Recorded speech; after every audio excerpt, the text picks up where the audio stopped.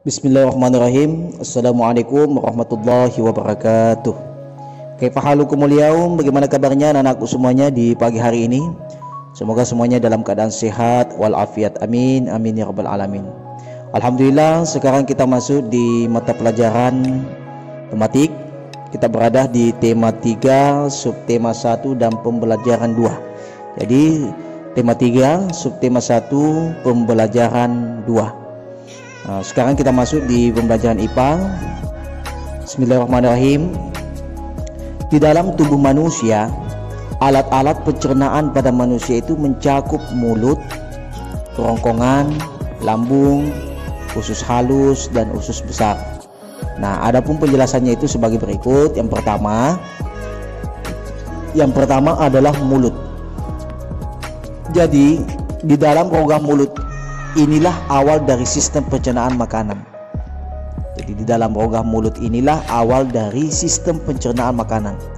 Di dalam rongga mulut terdapat beberapa alat dan kelenjar pencernaan, antara lain lidah, gigi, dan kelenjar ludah. Jadi ada 3. Yang pertama adalah lidah, kemudian gigi, dan kelenjar ludah. Nah, yang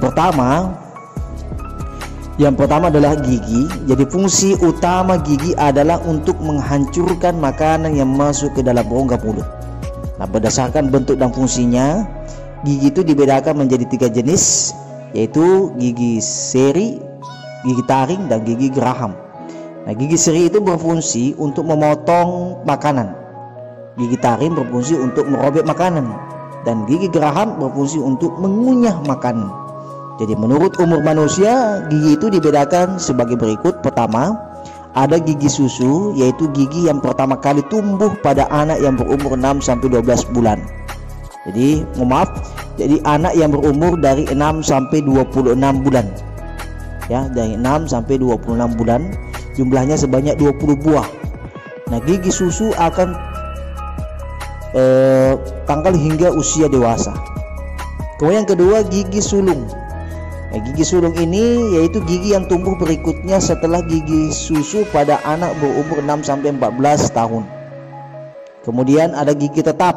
Gigi tetap itu yaitu gigi yang berjumlah 32 buah dan terdapat pada gigi orang dewasa. Nah, jika gigi sudah tanggal maka tidak dapat tumbuh lagi. Itu yang pertama, yaitu gigi. Yang kemudian yang kedua adalah lidah.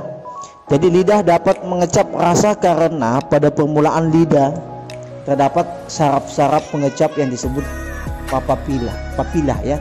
Papilah merupakan saraf pengecap yang menyampaikan kode atau pesan ke otak. Kemudian otak menerjemahkan rasa dari makanan yang kita makan. Lidah dapat merasakan 4 jenis rasa, yaitu sebagai berikut. Yang pertama ada rasa manis, kemudian ada rasa pahit, yang ketiga ada rasa asin, dan keempat ada rasa asam. Nah, selanjutnya itu kelenjar ludah. Nah, air ludah itu berguna untuk membasahi makanan sehingga makanan menjadi licin dan mudah untuk ditelan.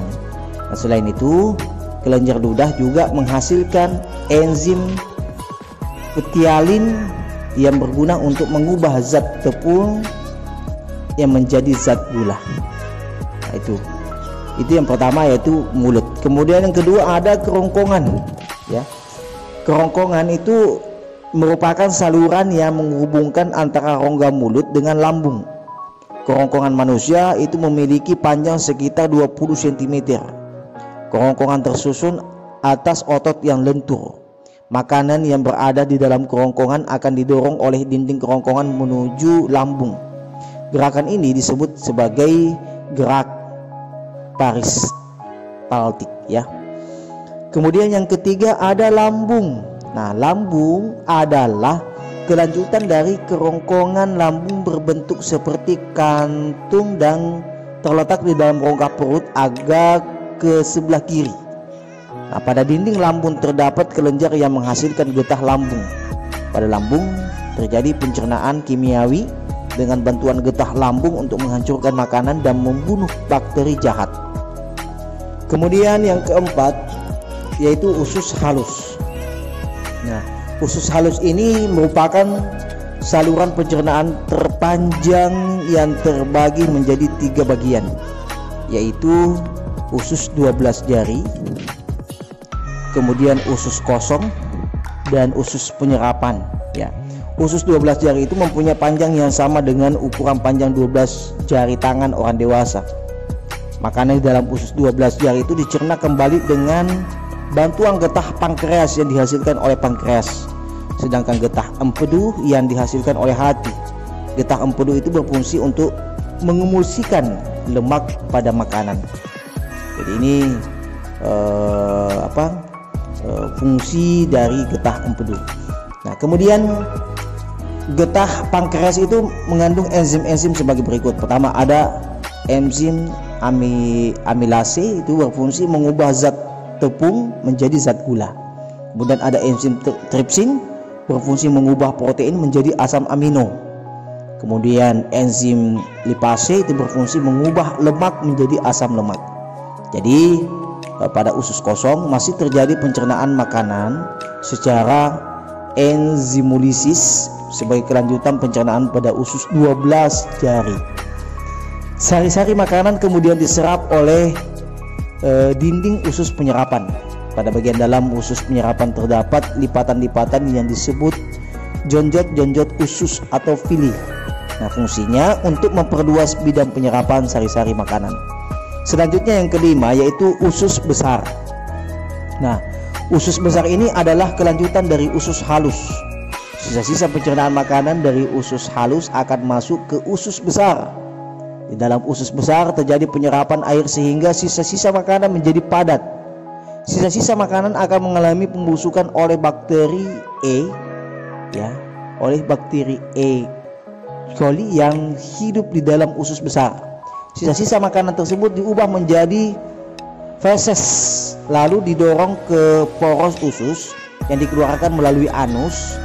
Nah, kemudian proses pengeluaran feses melalui anus disebut defekasi, yaitu tadi usus besar. Kemudian terakhir yakni anus. Jadi anus ini sisa pencernaan dari usus besar dikeluarkan melalui anus.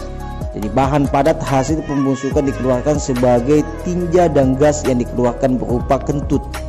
Jadi sisa pencernaan yang berupa cairan disalurkan dan disaring dalam ginjal. Cairan yang tidak berguna dikeluarkan melalui lubang kemih berupa air seni. Jadi ini pembahasan kita di pembelajaran IPA. Nah, selanjutnya silakan anakku pelajari di bahasa Indonesia, pendalaman materi bahasa Indonesia. Kita sering sekali melihat gambar-gambar yang dilengkapi dengan kata-kata pada kertas berukuran besar yang ditempelkan dan dipajang di tempat-tempat ramai seperti di alun-alun. Silakan dibaca ini nak sampai selesai. Kemudian masuk di SBDP, ya, seni tangga nada. Ya, tangga nada merupakan bagian terpenting dalam seni musik. Dari beberapa unsur musik yang ada, tangga nada merupakan unsur yang dapat dikatakan menjadi patokan utama dalam setiap bermusik. Silakan dibaca juga sampai selesai, jadi disimak dengan baik, diulang-ulang nak sampai dipahami betul. Kemudian silahkan Ananda kerjakan latihan pembelajaran 2. Jadi silahkan pelajari itu nak, latihan pembelajaran 2 di bagian A dan bagian B nya. Jadi ada 5 nomor di bagian A, 5 nomor juga di bagian B. Jadi selamat mengerjakan, tetap semangat Ananda. Ingat, kalau belum sholat duha, usahakan sholat duha dulu, kemudian lanjutkan pembelajaran. Oke, ini saja dari Ustadz. Tetap semangat anak-anakku semuanya. Semoga semuanya sukses, dimudahkan segala urusannya, dan insya Allah menjadi keberkahan buat kita semua. Ini saja dari Ustadz. Sekian, wallahul muwaffiq ila aqwamit thariq. Assalamualaikum warahmatullahi wabarakatuh.